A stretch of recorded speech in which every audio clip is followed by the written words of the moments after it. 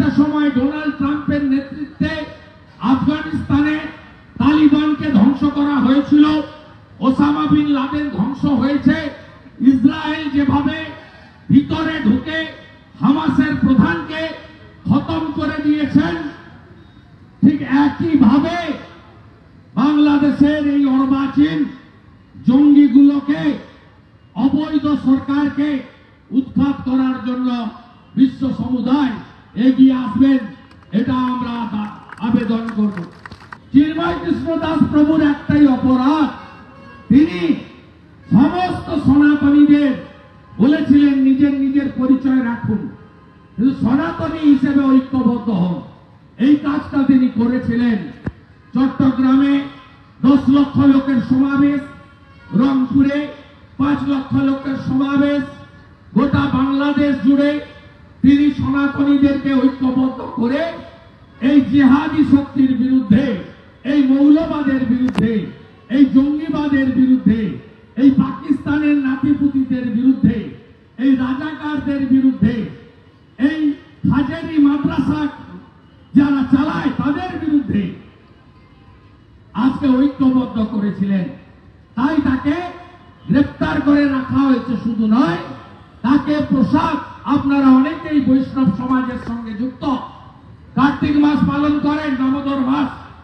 আপনারা জানেন বৈষ্ণবদের ঠাকুরকে পুজো দিয়ে, প্রসাদ দিয়ে, সেই প্রসাদ খেতে হয়, নিজের হাতে রান্না করতে হয়। আজকে উনার বৈষ্ণব ভক্তরা যারা প্রসাদ দিতে গেছিল তাদেরকেও গ্রেফতার করা হয়েছে।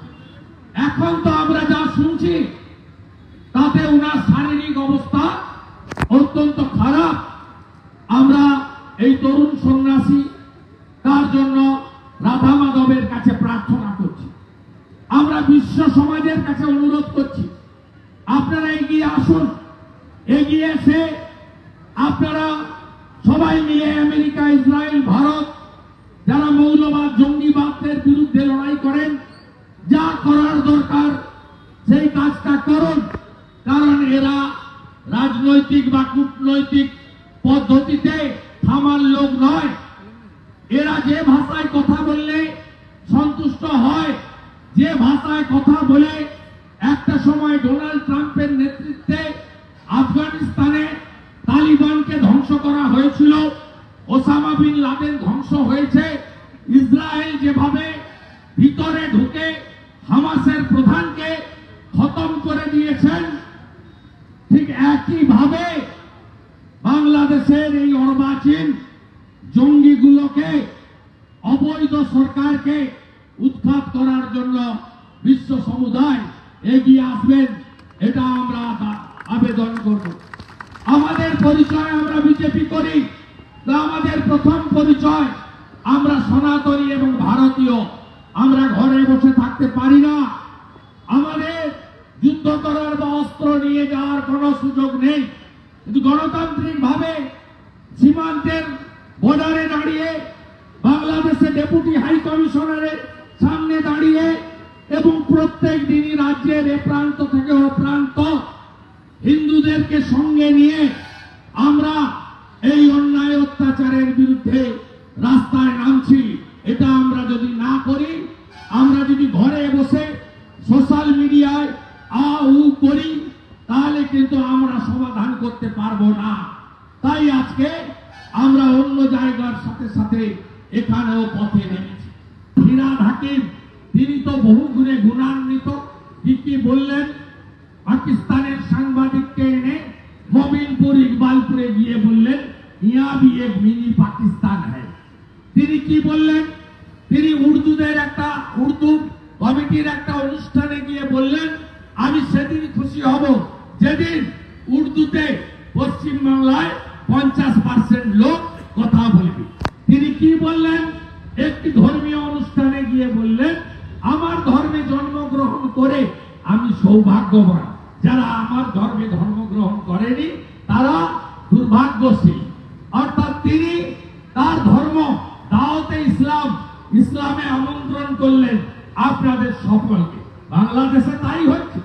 রতন মজুমদার সরকারি কর্মচারী, তাকে বলল যে চাকরি ছাড়বে না ধর্ম ছাড়বে। সে অভাবী লোক, তার ছেলে মেয়ে পরিবার আছে, বলবে আমি ধর্ম ছাড়লাম। তার নোটারি করে তার নাম এখন হয়েছে শেখ শফিউল্লাহ রতন মজুমদার।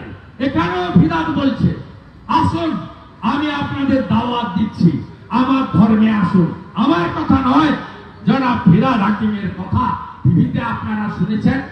এরপরেও তৃণমূলের মিছিলে হিন্দুরা যায়, আমার লজ্জা লাগে, দেখতে খারাপ লাগে, লজ্জা লাগে যে আপনারা ধর্মটাও পরিবর্তন করে দেবেন। কয়েকদিন আগে জনাব ফিরাদ হাকিম আবার বললেন বেপরোয়া, বললেন ভারতে আমরা 17%, পশ্চিমবঙ্গে আমরা 33%। জানলেন কি করে আপনারা 33%? 2011-তে লাস্ট জনগণনা মুসলিম কত? বাংলায় 27%, আর উনি বলছেন 33%। হ্যাঁ, আমরাও চোখে দেখতে পাচ্ছি। 33 কেন, 35% ওরা হয়ে গেছে। তিনি বলছেন জনসংখ্যা এমন বাড়াও যাতে এর রাজ্যেও আমরা সংখ্যাগরিষ্ঠ হই আর ভারতেও আমরা সংখ্যাগরিষ্ঠতা পেয়ে যাই। তাহলে কি হবে বন্ধু? তখন সম্প্রীতি, ধর্ম নিরপেক্ষতা থাকবে? থাকবে না। তখন সারিয়া কানুন চলবে, মুসলিম পার্সোনাল ল বোর্ড চলবে।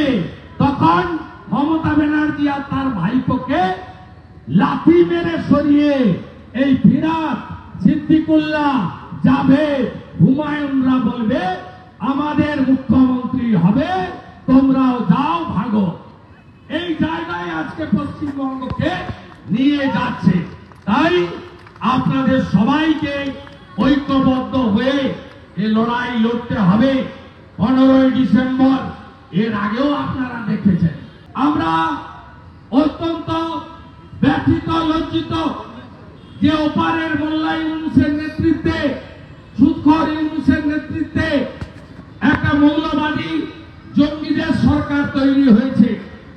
এই সরকার ওখান থেকে শুধুমাত্র হিন্দুদের নিধন করা বা 600 মন্দির ভাঙা নয়, তারা হিন্দুদের অস্তিত্ব বাংলাদেশ থেকে মুছে ফেলতে চায়। আপনারা শিক্ষিত মানুষ, যদি 47 সালের পরে 51 সালের জনগণনা হিসাব করেন, তাহলে দেখবেন আমাদের দেশে কিভাবে ডেমোগ্রাফি পরিবর্তন হচ্ছে আমাদের এই রাজ্যেও। ঠিক একইভাবে বাংলাদেশে যখন পাকিস্তান ভারত তৈরি হয়, তখন 33% হিন্দু ছিল পূর্ব পাকিস্তানে।